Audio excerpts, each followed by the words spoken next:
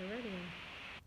Hi, my name is Ernest Ferrari, and my father, Ernest Ferrari Sr., worked for Columbia Records in the 1940s, 50s, and 60s. I'm here today to explain a little bit about the record-making process and how it was done during the 1940s, 50s, 60s, and the vinyl process. So after the Second World War, the technology lent itself to the development of magnetic tape. So the first things would be done in the studio. You would record the music with microphones and orchestra studio on magnetic tape. The tape was then put on a tape recording machine and put on what was called a Scully lathe. It was a record player with a hot needle that recorded, and this is called an acetate. So the needle would be put on this. This is an acetate, which is essentially a aluminum disc with a mylar plastic soft material that would record the vinyl grooves. You can see the grooves in it.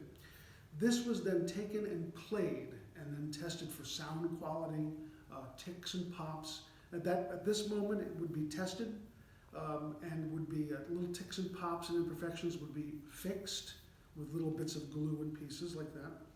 And then if it passed inspection, it would go to the next phase. It would be put in an electroplated bath to be made into what's called a master. This is essentially a male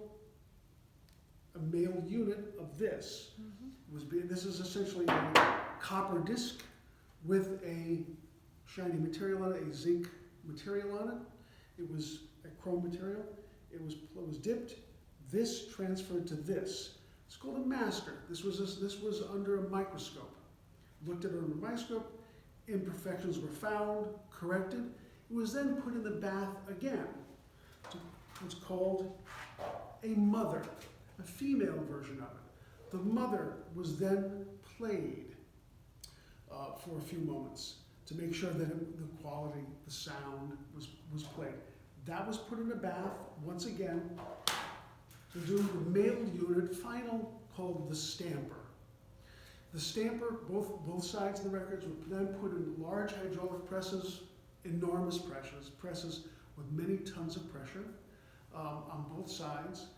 Injected would be a black or other color vinyl, and it would be preheated in pellets, come down in a goop, and then pressed and held so that the vinyl would get into all the grooves, and it would be 20 seconds. The cycles would be 20 seconds, 22 seconds, 26 seconds, depending on the quality of the sound. You could make it as much as 26 or 28 seconds, and that would give you a better sound because more vinyl would get into the grooves. And this would then, of course, it was then taken out. The first were tested to make sure that there was no ticks and pops, and the sound was good. And each of these stampers would last 4,000, 5,000 records, sometimes more, sometimes 10,000 records. And the process would be ongoing and constant, depending on how many records you did. If you had a popular artist like Johnny Mathis or Jerry Vale or Ray Conniff of that time or Andy Williams, many of these would have to go through because you'd be pressing millions of records or hundreds of thousands of records. If you had a smaller run, you could get away with one or two of these. The quality of the vinyl also has to do with the sound quality. The vinyl would be called virgin if nothing else was mixed with it. Often they would call what was called regrind. They would take these old records, dead records, unused records, not sold records, grind them up, punch out the center where the paper was, grind them up, and put them in there. The percentage of regrind was also a quality control issue because too much regrind would result in more ticks and pops. Not necessarily critical on louder passages in rock and roll or louder passages of music, but very critical on classical or soft piano or jazz or whatever. So with the softer music, you would want less ticks and pops, the crooners and softer musical passages, you want higher quality records.